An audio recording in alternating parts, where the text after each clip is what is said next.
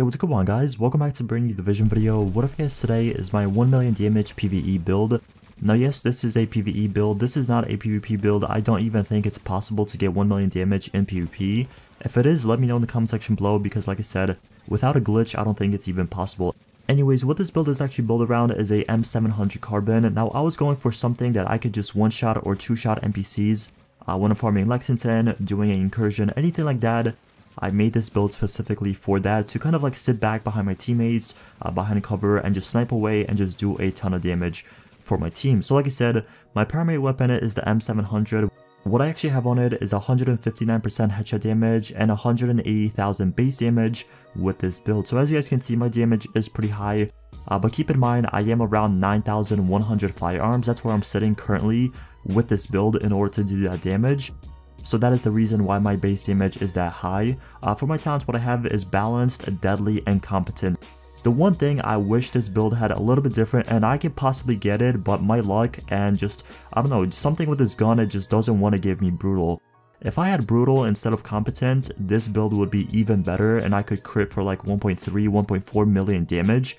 Unfortunately, I rerolled it about 6 or 7 different times already and I keep getting like unforgiving, responsive, competent, adept, all these different talents that are pretty good in the game, except brutal. Now I'm not too sure if that's my luck or the gun just doesn't want brutal on it. I'm not sure what's going on there. I wasted so many Phoenix credits and hopefully I'll get brutal in the future, but for now I am chilling with competent.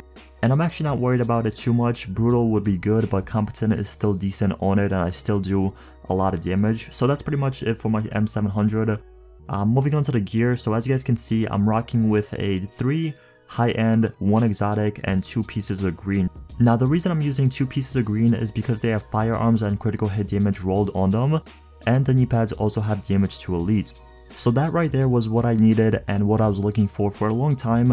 And finally I got knee pads that are nomad that pretty much fit my liking. And for the backpack, I couldn't even find a specialized backpack or any other high-end backpack that rolled critical hit damage, ammo capacity, and firearms. So I went with a Deadeye bag. It looks pretty ugly.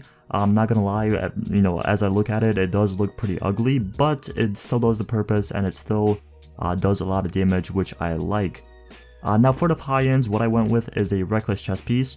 Before I actually had a vigorous chest and I think a rapid chest. Now I switched to a reckless chest. I realized that if I take damage, I'm still going to get melted because I don't have a lot of health on it. So I might as well get melted even quicker but do a lot more damage. I don't know if that makes sense to you guys. But in my mind, reckless was the right fit and that's why I went with it. What I rolled on it was enemy armor damage, health, and ammo capacity.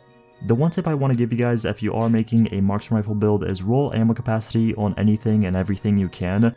You go through bullets so freaking quick. When I run Lexington, I have to resupply like 3 times. It's pretty annoying, but it is part of the game, so like I said, make sure you have ammo capacity rolled on anything you can. Anyways, for the mask, I'm actually using a tenacious mask. It's really good. When I pop a medkit, obviously it gives me extra damage, and I also have damage to elite on it and firearms. The one thing I wish it had a little bit different was critical hit chance instead of all resistance, but I guess you can't have everything you want, so I am sticking with this. Anyways, for the knee pads, I already showed you guys on it. I'm going to show you guys again.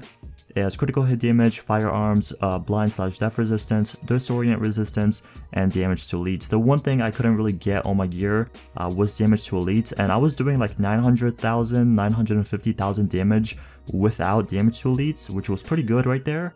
But I wanted to do more damage, obviously over 1 million, and that 15% and the 10% from the mask really help out, and you just shred through enemies. As for my gloves, I went with Skull MC gloves, critical hit damage, critical hit chance, and marksman rifle damage.